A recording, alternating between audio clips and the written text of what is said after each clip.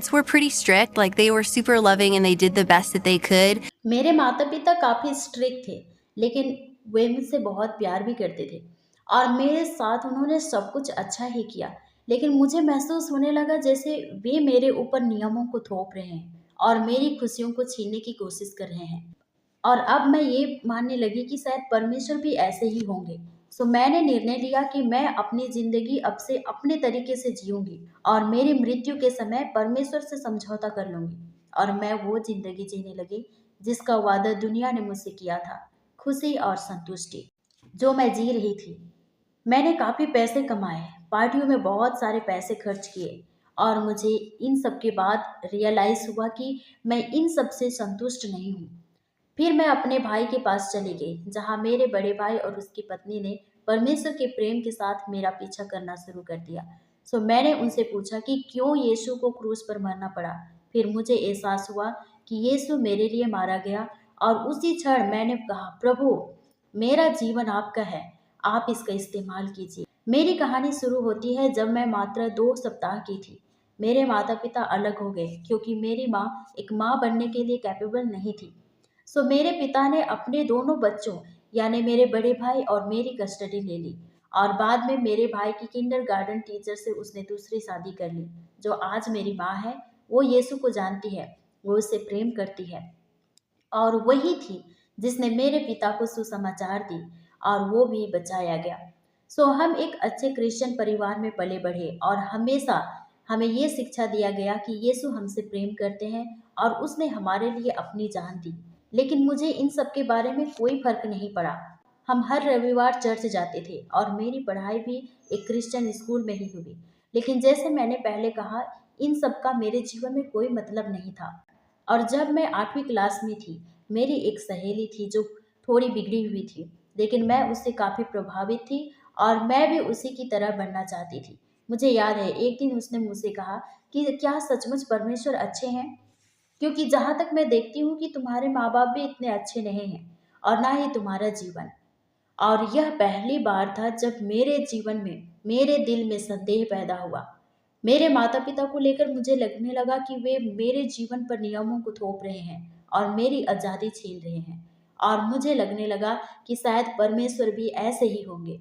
सो जब मैं 8वीं क्लास में थी, मैंने निर्णय लिया कि अब मैं अपने जीवन को अपने तरीके से जीऊँगी और अपनी मृत्यु शैया पर परमेश्वर से समझौता कर लूँगी, ये सुनिश्चित करने के लिए कि मैं स्वर्ग जाऊँगी।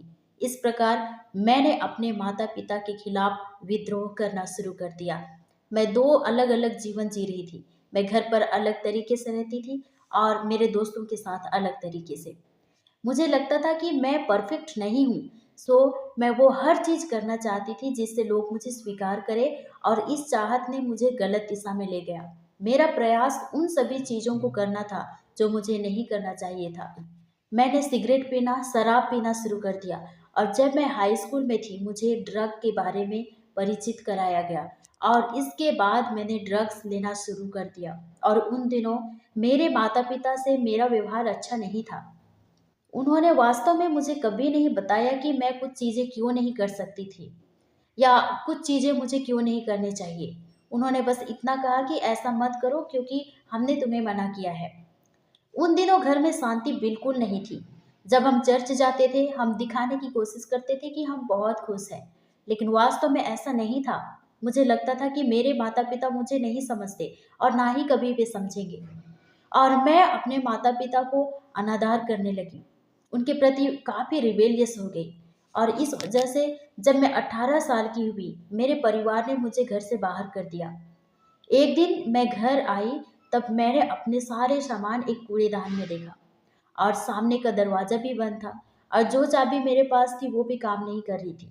सो मैं वापस अपने दोस्तों के पास चली गई और उनके साथ रहकर कॉलेज करने की कोशिश करने लगी और मेरे पेरेंट्स ने कहा कि अगर तुम कॉलेज करना चाहती हो तो खुद ही फीस भरनी होगी।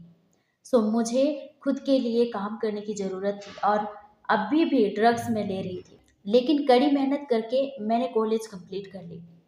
मैं ये नहीं कहूँगी कि मेरे माता पिता ने मुझे त्याग दिया था, क्योंकि मैंने उन्हें इतना परेशान कर रखा था कि हमारे परिवार का वातावरण ही बदल गया था और वास्तव में जब मैं इसके बारे में सोचती हूँ तो लगता है कि उन्होंने मेरे साथ जो कुछ भी किया सही किया। उस समय उन्हें मुझे बाहर निकालने की ज़रूरत थी। इसके बाद मैं थोड़े ही समय के लिए एक दोस्त के पास रह पाई। फिर मेरे चाचा मुझे अपने घर ले गए। वहाँ मैं कुछ भी नहीं करती थी, बस यहाँ वहाँ घूमती रहती थी। तो मेरे चाचा ने मुझसे कहा कि तुम्हें नौकरी करनी होगी, तुम दिन भर घर में नहीं बैठ सकती। सो मैंने एक रेस्टोरेंट में नौकरी करना शुरू कर दिया। मैं पैसे कमाने लगी और दोस्त बनाने लगी, और इस तरह काम के बाद उनके साथ पार्टी करने लगी। और एक पार्टी के बाद मैं एक भावी लड़के से डेट करने लगी जो हीरोइन और एसिड जैसे ड्रग्स का सेवन करता था। और यह वास्तव में एक जहरीला रिश्ता था। और वो परमेश्वर पर कोई विश्वास नहीं करता था, और वो ऐसा था जैसे वही एक भगवान हो। और मैं सोचती थी कि ये पागल हो गया है, और मैं उसकी बातों में सहमत नहीं होती थी, जिसकी वजह से हमारे रिश्ते में दरार आया। लेकिन मैंने उसके साथ पार्टी करना जारी रखा, हमने ड्रग्स लेना जारी रखा। हम बस मजे कर रहे थे, पैसा कमा रहे थे, और मैं बहुत ज़्यादा सेक्सुअली एक्टिव हो गई। मैं ना सिर्फ अपने दोस्त से बल्कि दूसरों के साथ भी इन्वॉल्व रहने लगी, क्योंकि मैं सोचती थी कि इसी के माध्यम से लोग मुझे पसंद कर देंगे और स्वीकार करेंगे। सो मैंने अपने आप को इन सब चीज़ों के लिए सौंप दिया। और यहाँ से पीछे मुड़कर देखना बहुत दुखद था, बहुत कठिन था, जिन चीज़ों में मैंने खुद को शामिल होने दिया। और जब मैं 20 साल की थी, अपने बॉयफ्रेंड के साथ साउथ बीच मियामी चली गई। वहाँ हमने खूब इंजॉय किया। मुझे लगा कि मुझे वहीं रहना चाहिए। सो वहाँ 20, 21 से 22 साल की उम्र तक मैंने वो जीवन जिया जिसका दुनिया ने मुझसे वादा किया था। वहाँ खुशी थी, पूर्णता थी। मैं समुद्र के तट पर रहती थी और बड़े बड़े पार्टियों में जाकर ढेर सारे पैसे कमाती थी। और उन दिनों मैं अपने लुक को लेकर बहुत संतुष्ट थी। मुझे लगता था कि मेरे पास वो सब कुछ है जो दुनिया मुझे दे सकती थी। लेकिन ये खुशी थोड़ी ही समय के लिए थी, और 1 साल तक उस वातावरण में रहकर मुझे एहसास हुआ कि यह पूरी तरह से खाली थी, व्यर्थ थी, और कोई भी वास्तव में मुझसे प्यार नहीं करता था या मेरी परवाह करता था। मैं वास्तव में प्यार पाना चाहती थी, और मुझे पता था कि मेरे माता पिता और मेरे परिवार ने जो कुछ सहा है, उसके बाद भी वे मुझसे प्यार करते हैं। असल में वे मुझसे बहुत प्यार करते हैं, और इसीलिए मैं वापस चली गई। और मेरे बड़े भाई और उसकी पत्नी ने परमेश्वर के प्रेम के साथ मेरा पीछा करना शुरू कर दिया। उन्होंने कभी भी यीशु के बारे में बातें नहीं की, वे बस मेरे आसपास ही रहते थे, और उन्होंने मुझे खुशियों से भर दिया। और इस तरह की खुशी मैंने पहले कभी अनुभव नहीं किया था। लोग तो बस मेरा मजाक उड़ाते थे, मुझे नीचा दिखाते थे, और अब मैं मेरे बड़े भाई और भाभी के साथ बहुत खुश थी। वे मेरी काफ़ी तारीफ करते थे, जैसे कि क्रिस्टन, तुम बहुत सुंदर हो, तुम बहुत मज़ेदार हो। और उन दिनों मेरा मन बदलने लगा। मुझे एहसास होने लगा कि अब मुझे वो क्रिश्चियन बनने की ज़रूरत नहीं है जो ड्रग्स लेती है, लोगों के साथ गंदे रिश्ते रखती है, और अब उन लोगों में से किसी के साथ भी कोई संपर्क नहीं रखना चाहती थी, जिनके साथ मैं पहले घूमा फिरा करती थी। और मैं बस मेरे भाई और भाभी के साथ रहना चाहती थी, चाहे वे कहीं भी हो। वे हर बुधवार को बाइबल अध्ययन के लिए और रविवार को चर्च जाया करते थे, और मैंने भी उनके साथ वहां जाना शुरू कर दिया। और परमेश्वर मेरे जीवन में काम करने लगे। पवित्र आत्मा ने मुझे छूना शुरू कर दिया। एक बार मुझे याद है, हम चर्च में थे। मैं बस इसलिए वहां थी क्योंकि मैं अपने भाई और भाभी के साथ रहना चाहती थी। वहां मैंने पवित्र आत्मा का अनुभव किया, और इस अनुभव के लिए मैं बहुत खुश थी। और एक दिन मैं बिस्तर पर थी। उस समय मैं 22 साल की थी। मैंने मेरे भाई और भाभी से पूछा कि यीशु को क्यों मरना पड़ा। हालांकि मुझे बचपन से ही बताया गया था कि यीशु हमारे पापों के लिए मारे गए, लेकिन इसके बारे में मुझे कभी भी समझ में नहीं आया। लेकिन उस दिन परमेश्वर ने मुझे उस क्षण में पहुंचाया कि मैंने उनसे पूछा कि उसे ऐसा करना क्यों पड़ा, और उन्होंने मुझे इस तरह से समझाया कि मैं समझ सकी कि परमेश्वर ने बलिदान की यह प्रणाली कैसे स्थापित की थी, और कैसे पुराने समय में अपने द्वारा किए गए पापों के लिए और चीजों को सही करने के लिए एक निर्दोष पशु की बलि देनी पड़ती थी। लेकिन वो बलि हमारे पापों के लिए कभी भी पर्याप्त नहीं थी, और इसलिए प्रभु यीशु यहाँ आए और अपने आप को हमारे लिए बलिदान कर दिया, ताकि एक दिन हम भी उसके साथ स्वर्ग में रह सके। और यही क्षण मेरे उद्धार का क्षण था। और मुझे यीशु के प्यार का अनुभव हुआ। मुझे एहसास हुआ कि मेरे लिए उसने क्या कुछ किया है, और फिर मैंने कहा, प्रभु, ये जीवन आपका है, इसे आप ले लीजिए, इसका आप इस्तेमाल कीजिए। और उस वक्त मैं एक नई सृष्टि थी। जैसे बाइबल कहती है, पुरानी बातें बीत गई, देखो वे सब नई हो गई। उस क्षण से मैंने निर्णय लिया कि शादी से पहले किसी से भी शारीरिक संबंध नहीं बनाऊंगी। मैं ड्रग्स या शराब कभी भी नहीं पीऊंगी। और अब से मैं शालीनता से कपड़े पहनने जा रही हूँ, क्योंकि इससे पहले मैं कोई ढंग के कपड़े नहीं पहनती थी। लेकिन अब मुझे यीशु से प्यार हो गया था और मैं बस हर समय उससे बातें करती थी, हमेशा बेताब रहती थी। मैं कहती थी कि प्रभु, मुझे आपका चेहरा देखना है, क्योंकि आपको पता है कि आप ही वो पहले व्यक्ति हैं जिनसे मैं हर सुबह बातें करती हूँ, और आप ही वो व्यक्ति हैं जिनसे मैं हर रात सोने से पहले बातें करती हूँ। इसलिए कृपया मुझे आपका चेहरा दिखाओ। और वो ये समय था कि सब कुछ बदल गया। मैं बताना चाहूँगी कि जब पवित्र आत्मा को मैंने अपने ऊपर उतरते हुए महसूस किया, तो यह मेरे पूरे शरीर में झुनझुनी जैसा था, और यह एक शक्तिशाली उपस्थिति थी। और सबसे बड़ी बात जो मुझे याद थी, यह वो थी कि अचानक मुझे शांति मिली। मुझे इसके बारे में पता नहीं था, और ये भी पता नहीं था कि मुझे इसकी आवश्यकता है या मुझे ये चाहिए। लेकिन इस वक्त अचानक मुझे शांति और आनंद का अनुभव हुआ, और तत्काल मेरे जीवन में बदलाव आया। अब कोई सिगरेट नहीं, कोई ड्रग्स नहीं, कोई शराब नहीं, कोई सेक्स नहीं, और अब मेरी भाषा सुधर गई थी और मैं बस खुशी से भर गई थी। और कुल मिलाकर मैंने एक बेहतर इंसान बनना शुरू कर दिया।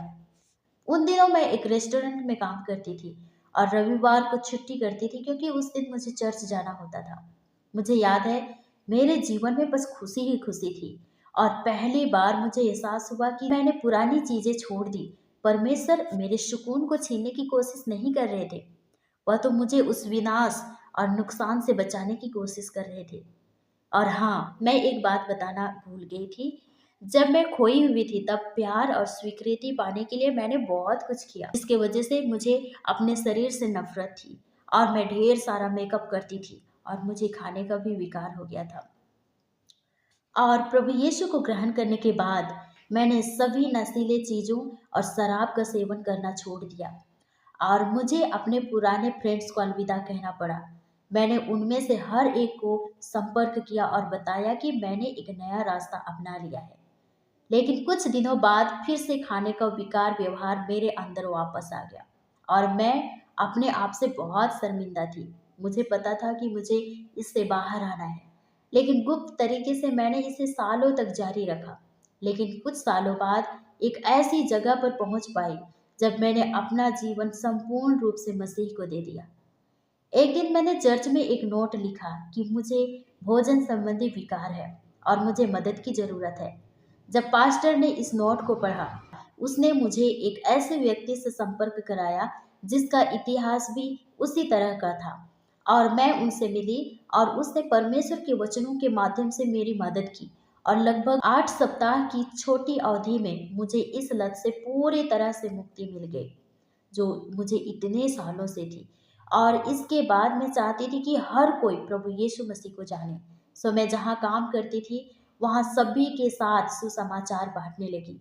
लेकिन इसके लिए लोगों ने मुझे गलत समझा, मुझे चुप कराने की कोशिश की गई। लेकिन मैंने बेशर्मी से अपना जीवन एक विश्वासी के रूप में जिया, और युवा मंत्रालय में मिनिस्ट्री करना शुरू कर दिया, क्योंकि एक टीनेजर के रूप में मैं जिन परिस्थितियों से गुजरी थी, मैं अन्य टीनेजर्स की मदद करना चाहती थी कि वे वो गलती ना करें जो मैंने किया था। और लगभग 10 सालों से जिस भी चर्च में मैं थी, वहाँ मैंने युवा समूहों के साथ काम किया, जिससे मैं पूर्ण रूप से संतुष्ट थी, क्योंकि यह एक अच्छा अवसर था कि मैं उन युवा लड़कियों के लिए एक मार्गदर्शक बन सकूं, जो अलग अलग चीज़ों से संघर्ष कर रही। और इसके साथ साथ और भी अन्य तरीके से चर्च में अपनी सेवकाई दी, लेकिन अब भी मैं वो काम को पूरा नहीं कर रही थी जिसके लिए परमेश्वर ने मुझे बुलाया था। सो लगभग 1.5 साल पहले फेसबुक में मैंने एक दोस्त को अफ्रीका में एक मंच पर खड़ा देखा। उसके हाथ में माइक्रोफोन था, और वो वहाँ सैकड़ों बच्चों को सुसमाचार का प्रचार कर रही थी, और वे सभी बच्चे हाँ कहने के लिए अपना हाथ ऊपर उठा रहे थे, और उसी क्षण परमेश्वर ने मुझे याद दिलाया कि मैंने तुम्हें ऐसा करने के लिए बुलाया है। जब वो अफ्रीका से वापस आई, मैं उससे मिली और मैंने कहा कि आप मेरी मदद करो, मुझे इक्विप करो। उसने कुछ समय के लिए मेरी मदद की, लेकिन उस काम में वो फिर से बिजी हो गई जिसके लिए परमेश्वर ने उसे चुना था। और एक दिन उसने मुझे बताया कि क्राइस्ट फॉर ऑल नेशंस संस्था ने फायर कैंप नामक एक सुसमाचार प्रचार के लिए ट्रेनिंग प्रोग्राम रखा है। मैंने इस प्रोग्राम को ज्वाइन किया जो कि 1 सप्ताह के लिए था। शुरुआत में मुझे अपने फेथ के बारे में शेयर करना डर लगता था, क्योंकि मुझे नहीं पता था कि कैसे शेयर करना है। लेकिन उस सप्ताह के अंत में मेरे अंदर का शेर बस रिहा हो गया और मैं माइक्रोफोन लेकर डाउनटाउन ओरलैंडो की सड़कों पर प्रचार करने लगी। और उस क्षण से लेकर अब तक मैंने अपना जीवन न केवल एक माँ होने, अच्छी पत्नी बनने और परिवार की जिम्मेदारी निभाने को प्राथमिकता देने में लगा दिया है, बल्कि जहाँ भी हम जाते हैं हर जगह हम लोगों के साथ सुसमाचार साझा करते हैं, क्योंकि प्रभु यीशु अब मेरे लिए सब कुछ है। वो मेरे उद्धार करता है, वे मेरे सबसे अच्छे दोस्त हैं, वो मेरे लत को तोड़ने वाले, मुझे मेरी सही पहचान देने वाले हैं, जिन्होंने मुझे अंधेरे गड्ढे से निकाला और अपना प्रकाश मेरे अंदर डाला ताकि मैं उसके लिए पूरी दुनिया में चमक सकूं। और जो मुझे आज देख रहे हैं, मैं उनसे कहना चाहती हूँ कि हाँ, परमेश्वर वास्तव में अच्छे हैं, वो जीवित है और वो अपने आप को आपके ऊपर थोपने की कोशिश नहीं कर रहे हैं। वो आपके दिल के दरवाजे पर खड़े हैं, दस्तक दे रहे हैं और आपके द्वारा इसे खोलने की प्रतीक्षा कर रहे हैं। और इससे कोई फर्क नहीं पड़ता कि आपने क्या किया है या आप किन चीज़ों से गुजर रहे हैं, क्योंकि आप जैसे हैं वैसे ही आपको उसके द्वारा स्वीकार कर लिया गया है।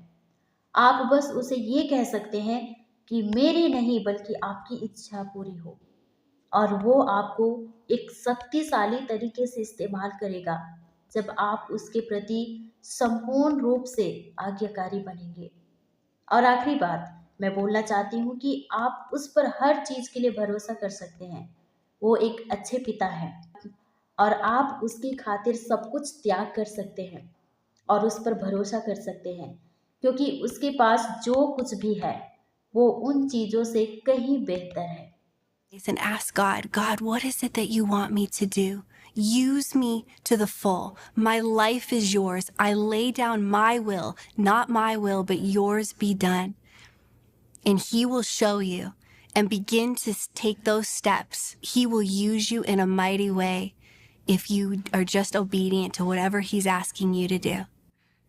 You can trust Him with everything. He's a good Father, and you can lay down everything, your worldly goals, dreams, desires, you can lay it all down and trust that whatever He has is way better than what you could ever go after or try and pursue apart from Him.